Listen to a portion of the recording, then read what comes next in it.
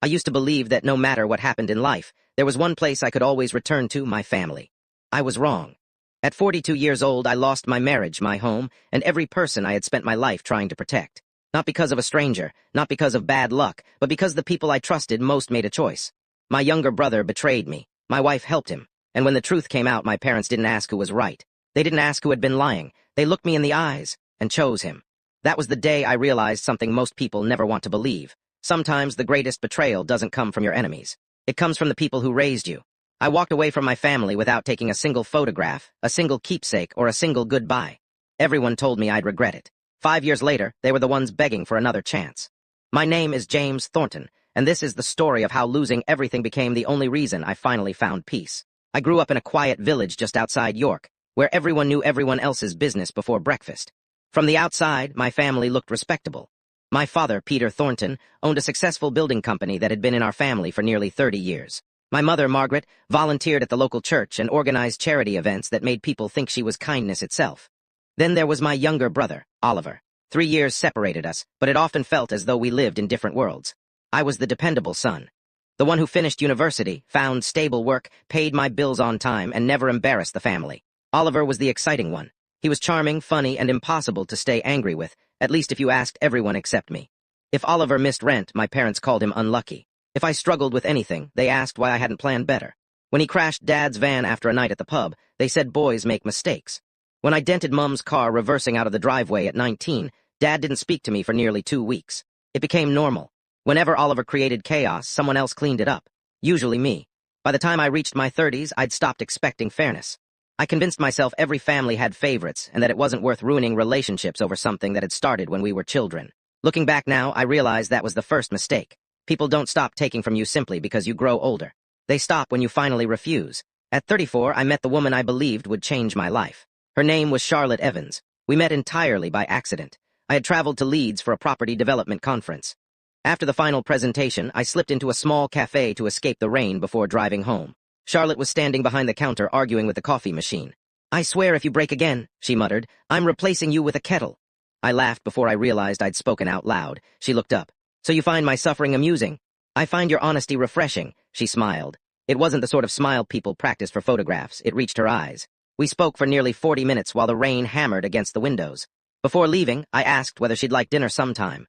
She looked at me for a few seconds before answering. "I was wondering how long it would take you." That dinner became another, then weekends together, then holidays. Charlotte made life feel lighter.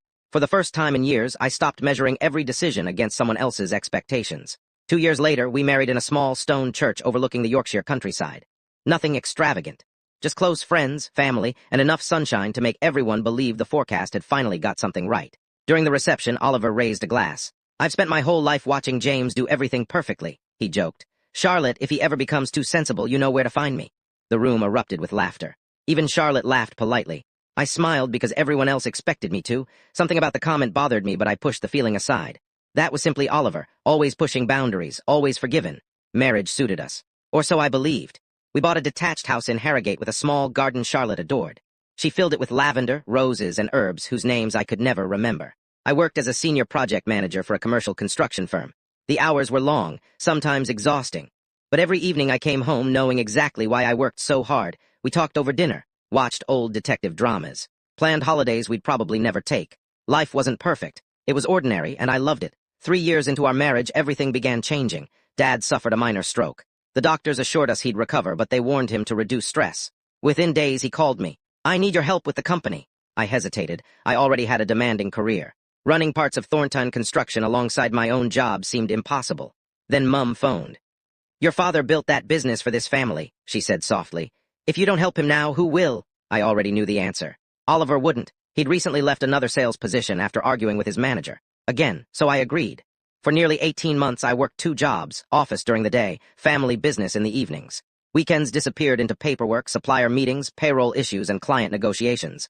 I never complained. I thought I was protecting my family. Charlotte complained occasionally. "I hardly see you anymore." "I know," I replied. "It won't always be like this." She nodded, but I noticed disappointment settling into her face more often. Then Dad announced Oliver would also join the business. "He deserves another opportunity." I bit back every objection. Within weeks, clients began ringing me instead of him because appointments had been missed. Invoices disappeared. Orders were incorrect. Every mistake landed on my desk. Whenever I confronted Oliver, he'd grin. You worry too much. When I raised concerns with Dad, he defended him. He just needs confidence. No, he needed consequences, but consequences had never existed in our family. One Friday afternoon, a meeting finished early. I arrived home nearly 3 hours before Charlotte expected me. Her car sat on the driveway. Music drifted softly through the kitchen window. I smiled. Maybe we'd spend the evening together for once. When I opened the front door, everything went strangely quiet. Charlotte appeared in the hallway. She looked startled. James, you're home early. Meeting was canceled. She forced a smile. Oh, it wasn't what she said. It was how she said it, as though my presence had interrupted something. Her mobile phone rested on the kitchen counter. The screen lit up. Before I could glance towards it, she picked it up almost instantly and slipped it into her pocket. I pretended not to notice. That evening she seemed distracted. Whenever her phone vibrated, she left the room. When I asked whether everything was all right, she blamed work. I believed her, or perhaps I wanted to. The following Sunday, Mum invited everyone for lunch. Charlotte insisted we should go. It'll be nice, she said. It always is. It wasn't. Halfway through lunch, Oliver kept making Charlotte laugh. Nothing inappropriate, nothing obvious. Just small comments, private jokes, little moments that somehow excluded everyone else. At one point, I returned from helping Dad in the garage and found the two of them alone in the conservatory. The conversation stopped the second I walked in. Oliver smiled. There he is. Charlotte avoided my eyes. Again, I ignored the feeling in my stomach. That evening, I mentioned it casually. You and Oliver seem to be getting on well. Charlotte shrugged. He's funny. I suppose. You sound jealous, I laughed. Of my own brother, she smiled. Exactly. The conversation ended there. But something inside me had begun asking questions I wasn't ready to answer. Over the next few months, the changes became impossible to ignore. Charlotte started working late more often. Oliver suddenly found excuses to visit the house whenever I wasn't there. Sometimes he'd claim he was dropping off business paperwork. Other times he'd need to borrow tools. Once our neighbor casually mentioned seeing Oliver's car outside one Wednesday afternoon. I wasn't home that day. Charlotte told me she'd spent the afternoon shopping. I said nothing, because suspicion without proof can destroy a marriage. I refused to become a paranoid husband. Instead, I tried harder. I booked a weekend in the Lake District, bought flowers, cooked dinner, left work earlier whenever I could. For a few weeks, things improved. Charlotte laughed more. She kissed me goodbye in the mornings again. I convinced myself I'd imagined everything. Then one evening, while organizing supplier invoices for Dad, I realized Oliver hadn't submitted expense reports for nearly 3 months. I rang him, no answer. Dad answered instead. He's out. Where? With friends. Something about his tone sounded rehearsed. I didn't know it then. But that simple phone call marked the beginning of the worst chapter of my life. Because less than 2 weeks later, I would discover that the people I'd sacrificed everything for had been lying to me for months. And nothing, not my marriage, not my family, not even my own name, would ever feel the same again. I didn't sleep that night, not properly. There's a specific kind of silence that follows suspicion. It doesn't feel calm. It feels loaded, like something is already falling, you just haven't heard it hit the ground yet. Charlotte was asleep beside me, or pretending to be. I couldn't tell anymore. I kept replaying the phone call with Oliver in my head. Out with friends. Simple words, too simple. Because Oliver didn't have friends who kept him out on a Wednesday night. He had acquaintances, drinking partners, temporary distractions, but not people he stayed with for hours while ignoring calls from his own brother. At 2:13 a.m. I got up. I told myself I was going for water, but I ended up in my study instead. Our home office was small, just a desk, 2 filing cabinets, and a laptop I used for both work and family accounts. Thornton construction had always been messy behind the scenes, but over the last year I had tried to bring structure into it. Dad resisted every change. Oliver ignored every system, and I cleaned up everything they broke. I opened the company ledger. At first, I wasn't looking for anything specific, just trying to distract my mind from the spiral it was creating. Then I noticed something, small discrepancies. Invoices marked paid that hadn't cleared. Supplier payments duplicated. A subcontractor listed twice under different job codes. I frowned. Mistakes happened, of course, especially in a company transitioning systems, but these weren't random. They were patterned, intentional. I leaned closer to the screen, and then I saw it. A payment of £4,800 made to an account I didn't recognize. No description, no job reference. Just a name, O'Harrington. I didn't recognize it. But I recognized the initials. Oliver Harrington was Oliver's middle and last name on official documents. A cold feeling settled in my chest. I opened the transaction history. Once I started looking, I couldn't stop. Another payment. Then another, always different amounts.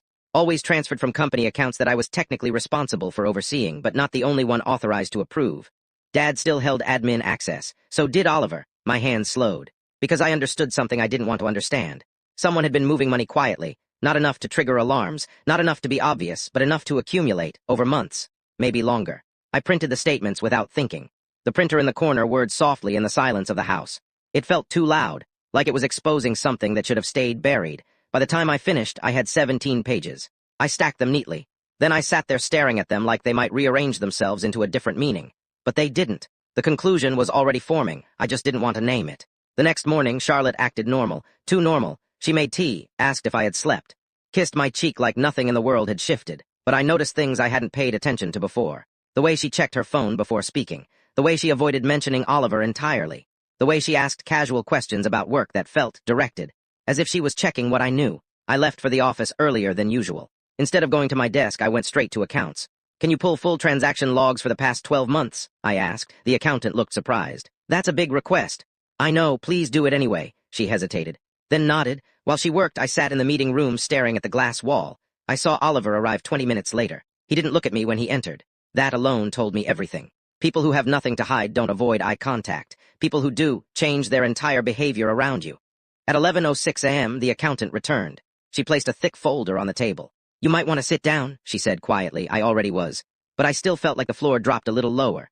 Inside the folder were months of transactions, highlighted, organized, prepared. It was worse than I expected. Not just duplicate payments, not just suspicious transfers, but structured movement of funds across multiple accounts. And every single trail eventually led back to one pattern: Oliver's involvement in financial approvals that shouldn't have required his signature at all.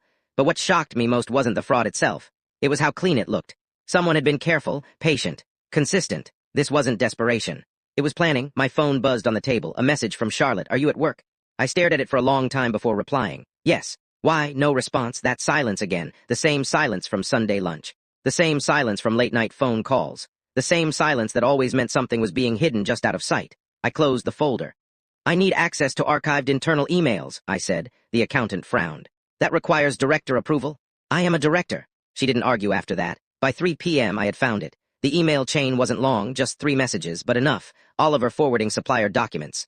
Dad approving budget reallocations. And one message that made my stomach tighten. Charlotte Evans, external consultant review attached.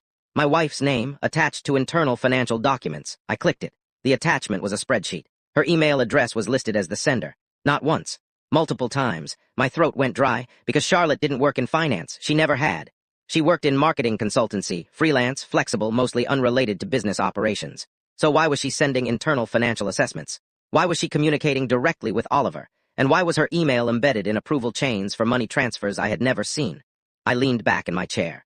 For a moment, I didn't feel angry. I felt something worse. Disorientation, like reality had stopped being stable.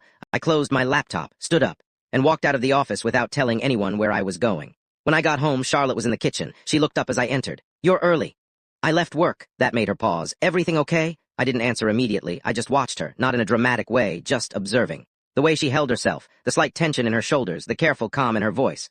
"I saw some emails today," I said. Her hand froze mid-pour of tea. "What emails?" I placed the folder on the table. It landed softly, but the sound felt heavy. "I think you should explain this," I said. For a moment she didn't move. Then she slowly set the kettle down, and the silence that followed wasn't confusion, it was recognition. Like she had been waiting for this exact moment longer than I had realized. And then she said something I will never forget. "James, you weren't supposed to look that far." That was when I understood. This wasn't just about money. It wasn't just about Oliver. It wasn't even just about my marriage. It was organized, coordinated. And I had walked straight into the middle of something that had been happening long before I noticed it. Charlotte looked at me properly now, not like a wife, not like someone guilty, but like someone preparing for consequences. And she said quietly, "You need to sit down." And for the first time in my life, I actually did. I sat down because something in her voice told me this wasn't going to be a conversation I could stand through. Charlotte didn't move at first. She stayed by the kitchen counter, hands resting lightly on the edge, as if she needed something physical to hold her steady. For the first time since I'd known her, she didn't look like she was performing calm. She looked like she was calculating how much truth I could survive hearing at once. "You've been looking at the accounts," she said quietly. It wasn't hard to notice something was wrong. A faint exhale left her lips, not relief, not surprise, resignation. "That's the problem," she said. "It was never supposed to be noticeable." The words landed strangely. Not like an accusation, more like confirmation. I leaned forward slightly. "Start from the beginning." She hesitated, then nodded once. But before she spoke, she sat down opposite me, carefully, as if distance might soften what she was about to say. "It didn't start with money," she said. I didn't respond. "It started with Oliver." My jaw tightened instinctively, but I stayed silent. "He came to me about 1.5 years ago," she continued. "Said the business was under pressure. Said your father was struggling more than he admitted. Said you were holding everything together, but at a cost no one was acknowledging." I frowned. "That's not exactly a secret." "It wasn't just concern," she said. "It was framing. He made it sound like you were being pushed too far, and if something didn't change, you'd collapse under it." I let out a short breath. "So what? He was worried about my workload?" Charlotte looked at me directly. "No. He was preparing me to believe you were unstable. The room went still. That word didn't belong in my life, unstable. I had spent my entire existence being the reliable one, the structured one, the one who fixed what other people broke. I'm not unstable, I said flatly. I know that, she replied immediately. Now I do. The emphasis mattered. Now I looked down at the folder on the table. And the emails, she nodded slowly. That came after. After what? After he convinced me you were starting to make financial decisions without transparency. A cold laugh almost escaped me. That's ridiculous. It was gradual, she continued. Little things. He showed me selective documents, asked me questions framed like concerns, got me to review things informally. She paused. I didn't realize I was being pulled into it, not at first. I watched her carefully. You're telling me you were manipulated? Yes. And Oliver? Her silence answered that before her words did. Yes. Something inside me shifted, not anger yet, something more dangerous, clarity beginning to sharpen into shape. I stood up slowly. So the emails, I said, the financial reports, the approvals. He asked me to help him keep an eye on things, she interrupted quickly. He said you were overwhelmed and that the business needed an external perspective, someone trusted. Trusted by who? Her eyes flickered. By him. That was the first crack in her composure. I walked to the window without thinking. Outside, the garden looked exactly the same as it had that morning. Same light, same stillness, same illusion of normality. You were sending internal financial assessments, I said. I thought I was preventing mistakes, she replied. I thought I was helping stabilize things. I turned back to her. And the money? That question changed the atmosphere immediately. She looked down. For the first time, she didn't answer straight away. That's where it stopped being about help, she said finally. My stomach tightened again. Explain, she exhaled slowly. Oliver said there were short-term cash flow gaps.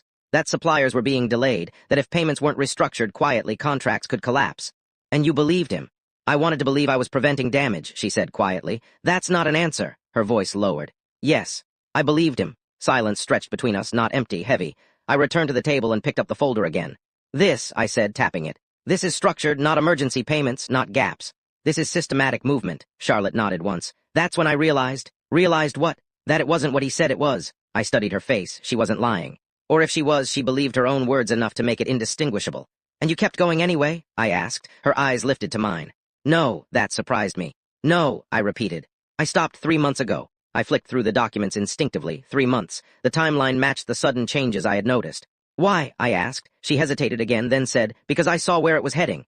A pause. And because I realized something else. What? Her voice dropped even further. That Oliver wasn't trying to protect the business. A chill moved through me. She continued. He was isolating you from it. I frowned. I already had access. Not full control, she interrupted. Just enough responsibility to be blamed, not enough authority to see everything. I looked back at the folder. For the first time, I saw it differently, not as errors. Not as fraud, but as structure. A system designed with intent. Why? I asked quietly. The question hung in the air longer than anything else. Charlotte didn't answer immediately. When she did, her voice was almost uncertain. I think he was preparing to remove you. I stared at her. Remove me how? She swallowed. From the company. Then, after a pause, and from the family entirely. Something in my chest tightened again, but this time it wasn't confusion. It was recognition. Because suddenly, things I had ignored started aligning. The late meetings I wasn't invited to. The documents that disappeared from shared folders. The subtle shifts in Dad's tone over the past year. The way Oliver had started speaking about future leadership as if it was already decided. I sat down again, slower this time.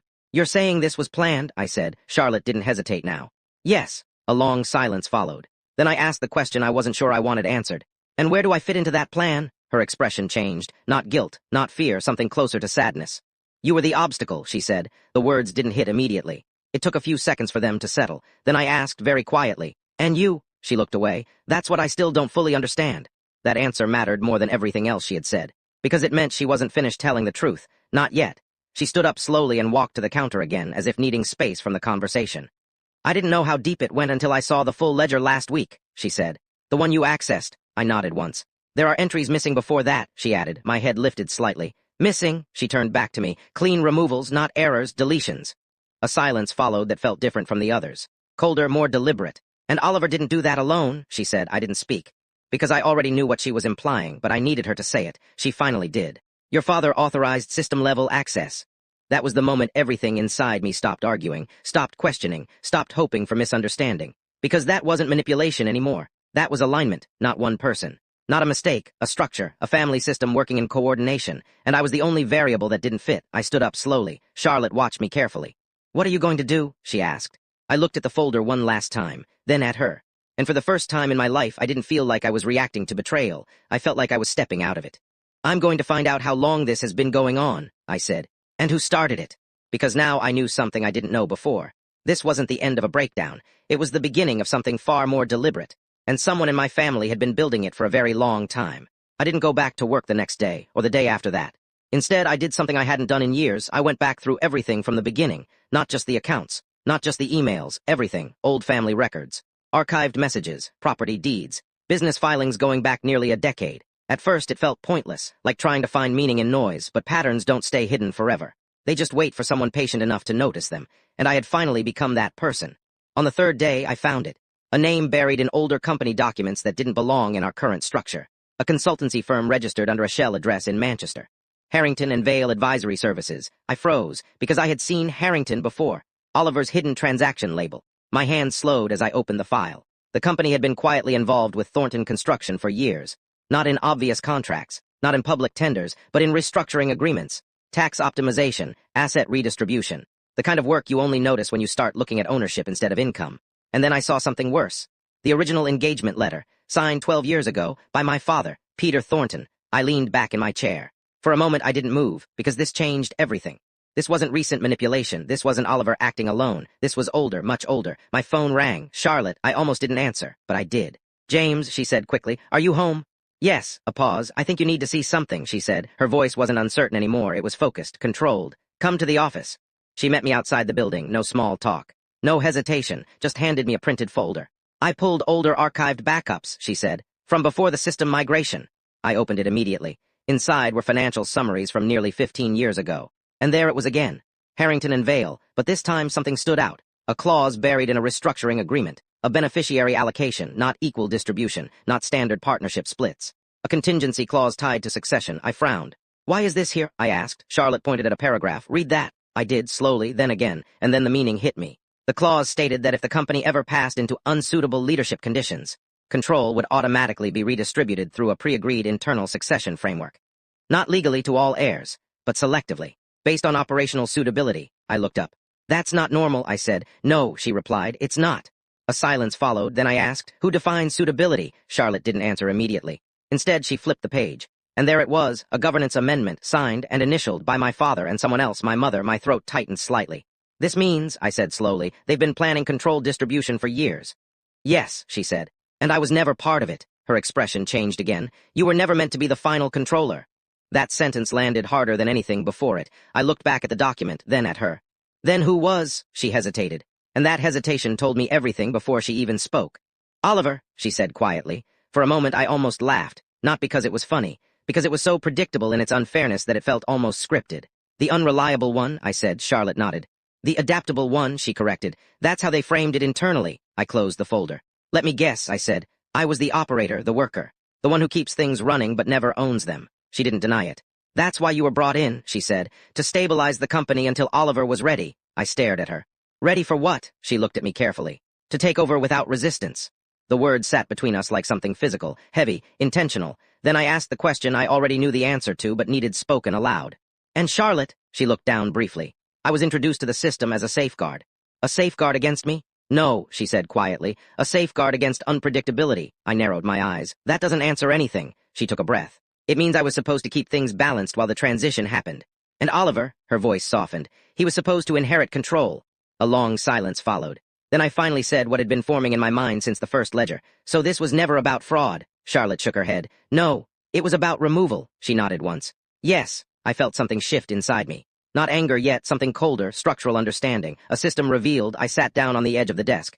Then why now? I asked. Charlotte looked at me directly. Because something changed. What? You started noticing. That was the simplest answer. And the most dangerous, because awareness disrupts systems that rely on blindness. I exhaled slowly. So Oliver accelerated it, I said. Yes. And Charlotte, I added carefully, you stopped him. Her expression tightened slightly. I tried. That word mattered. Tried, not succeeded, not prevented. Tried. I stood up again. And my parents? She didn't answer immediately. Then, they're not neutral in this. I already knew that. But hearing it confirmed still changed something, because neutrality would have been betrayal enough. Participation was something else entirely. I walked toward the window. Outside, the city moved normally, people walking, cars passing. Life continuing without interruption. Meanwhile, inside me, everything was rearranging. You said Harrington and Vale started 12 years ago, I said. Yes. That's before I even met Charlotte. Yes. So the plan predates everything personal. Charlotte nodded slowly. Yes, I turned back. Then what triggered it? She hesitated again, then said, your grandfather's estate. I frowned. That was settled years ago. Not fully, she said, my eyes narrowed. What wasn't settled? She looked at me carefully. The hidden shareholding transfer? The room went still again. My grandfather had always been a quiet man, old-fashioned, private. I remembered the day the estate was divided. Everyone had assumed it was equal. But assumptions and documents are never the same thing. Charlotte continued. There was an additional clause, a reserved equity block never publicly registered. Who controlled it? She didn't hesitate this time. Your father, a slow understanding began forming, and that equity is what gave him controlling leverage over the company structure. I closed my eyes briefly. So this entire system, I said quietly, is built on something inherited and hidden. Yes, and Oliver is the chosen successor because he fits the clause requirements. Yes, and I don't. Charlotte's voice softened slightly. No, that one word carried everything. Not rejection, designation. I opened my eyes. For the first time, I wasn't looking at betrayal anymore. I was looking at design. A structure built long before I ever had a choice in it. Then I asked the final question. Where does Charlotte Evans fit into that structure now? She looked at me for a long time, then said, that depends on what you decide to do next. And for the first time since this began, I realized the truth wasn't just something I was uncovering. It was something I was being positioned inside, whether I wanted it or not. For nearly a week, I carried the documents everywhere. Not because I intended to use them immediately. Because I needed to be absolutely certain that every conclusion I had reached could withstand scrutiny. Emotion had clouded enough of my life already. I wasn't going to let it cloud the truth. Charlotte kept her distance. She answered every question I asked. She handed over every email, every archived file, and every note she still possessed from her involvement with the consultancy. She didn't ask for forgiveness. She didn't try to justify herself. For the first time since we'd met, she simply allowed the facts to exist without trying to shape them. That mattered, because the facts were devastating enough on their own. The following Friday, my father sent a message. Family dinner, Sunday, 6 o'clock. We need to settle this nonsense. Nonsense. I read the text twice before smiling to myself. For years, difficult conversations in our family had always followed the same pattern. Dad spoke. Mum cried. Oliver denied.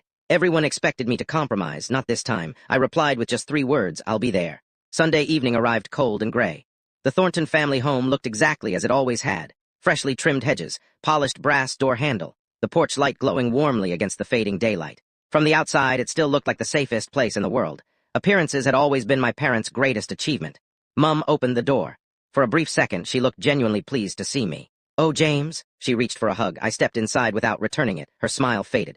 Everyone was already seated in the dining room. Dad, Oliver, Charlotte, even my Aunt Susan, who looked deeply uncomfortable. Dad gestured towards an empty chair. Sit down. I'd rather stand. His expression hardened. You've always been dramatic. No, I said calmly. I've always been quiet. Silence settled across the room. Dad folded his hands together. Whatever misunderstanding has happened, we can resolve it as a family.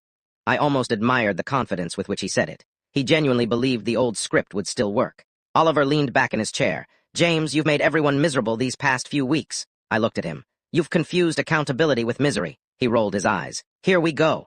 I placed my briefcase on the dining table, then slowly removed 3 folders, one for each of them. Dad frowned. What's this? Evidence. Nobody touched the folders. Dad finally opened his. His confident expression disappeared within seconds. He turned another page, then another. His breathing slowed. Mum looked between us nervously. What is it? He didn't answer. Oliver grabbed his own copy. His color drained almost immediately.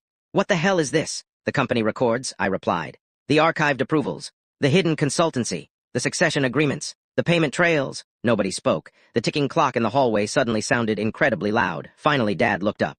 Where did you get these? Does it matter? It matters very much. I nodded. That's interesting, because none of you seemed concerned about where the money came from. Oliver slammed the folder shut. You've got no idea what you're looking at. I know exactly what I'm looking at. I stepped closer. I know the company wasn't being protected. It was being prepared. Dad stood. You need to leave. I smiled faintly. There it is. The command. The one that worked for 40 years. It doesn't work anymore. Mum began crying softly. Please stop arguing. I turned towards her. Mum, when did you know? She couldn't answer. Her silence did it for her. I nodded slowly. So it wasn't just Dad. Tears rolled down her face. We only wanted stability. For who? She whispered. For the family. I looked around the room. No, you wanted control. Another silence followed, longer this time. Oliver finally spoke. You were never supposed to find out. I laughed quietly. I know. He looked genuinely confused by my reaction. Aren't you angry? I was, for years. But anger assumes someone took something that belonged to you. I looked directly at my father. You never intended to give me the company. He lowered his eyes. No, you intended for me to build it. Yes, so I built your future. And you planned to remove me before I ever shared in it. Neither of my parents denied it. That hurt far less than I expected. Because once truth becomes complete, it stops hurting, it simply becomes reality. Charlotte stood. I should leave. Dad snapped. You stay out of this. She looked at him steadily. No, I've stayed quiet long enough. She turned towards everyone at the table. I helped without understanding. When I realized what was happening, I stopped. I've already provided every document James asked for. Oliver stared at her. You betrayed us, she answered calmly. No, I stopped betraying myself. Dad looked furious. You've destroyed this family. I shook my head. No, the family ended long before today. Today is simply the first day everyone admits it. 3 weeks later, everything became public. Not through newspapers, not through gossip, through formal investigation. Independent auditors uncovered years of governance failures. Several financial decisions were reversed. The succession agreement was declared unenforceable because key disclosures had never been properly recorded. Thornton construction survived, but it survived without my family controlling it. A new management team took over after investors intervened. Dad retired months earlier than he had planned. Oliver resigned before disciplinary proceedings could begin. For the first time in his life, he had nowhere to hide behind our surname. Charlotte and I didn't repair our marriage. Some things cannot be rebuilt simply because two people regret the damage. She accepted responsibility for her part. I accepted that forgiveness and reconciliation are not the same thing. We finalized our divorce with respect rather than bitterness. When we left the courthouse, she stopped beside her car. I don't expect another chance. I know. I'm sorry. I believed she meant it. I know that too. Then we walked away in different directions. Neither of us looked back. Nearly 18 months passed. Life became quieter, healthier. I accepted a senior position with a development company in Edinburgh, no family connections. No inherited expectations. Just work I genuinely enjoyed. I rented a modest house overlooking the outskirts of the city. Every Saturday morning, I walked the same trail through the nearby hills. People often imagine peace as something dramatic. It isn't. Peace is drinking coffee without checking your phone, sleeping through the night, making decisions without wondering who they'll disappoint. One autumn afternoon, my phone rang. An unfamiliar number. Against my better judgment, I answered. James. It was Mum. Her voice sounded older, smaller. I know you don't owe me anything. I stayed silent. Your father passed away last month. The words settled quietly. I felt sadness, but not regret. He spoke about you often near the end. Again, I said nothing. He wanted to apologize. I looked across the valley outside my window. I'm sorry he waited until he no longer had choices. She cried softly. I don't expect forgiveness. No, you shouldn't. Another long silence. Then she asked, will I ever see you again? I closed my eyes. Thought about childhood birthdays, family holidays, Sunday lunches. The years I spent trying to earn love that should never have required earning. When I answered, my voice was gentle. I hope you find peace, Mum. But my life is somewhere else now. I ended the call, not in anger, not in revenge, simply because some chapters deserve an ending. People often ask whether I miss my family. They're asking the wrong question. I miss the family I believed I had. The one that existed only in my hopes, not the one that existed in reality. There is an enormous difference. Losing an illusion hurts, but living inside one hurts far longer. If everything that happened taught me anything, it was this. Loyalty is a gift, not an obligation. Love without respect is dependency. And sharing someone's blood does not give them the right to keep breaking your heart. Sometimes the bravest thing you'll ever do isn't fighting for your family. It's accepting that you've already fought long enough. Then quietly walking towards a life where peace no longer needs anyone else's permission.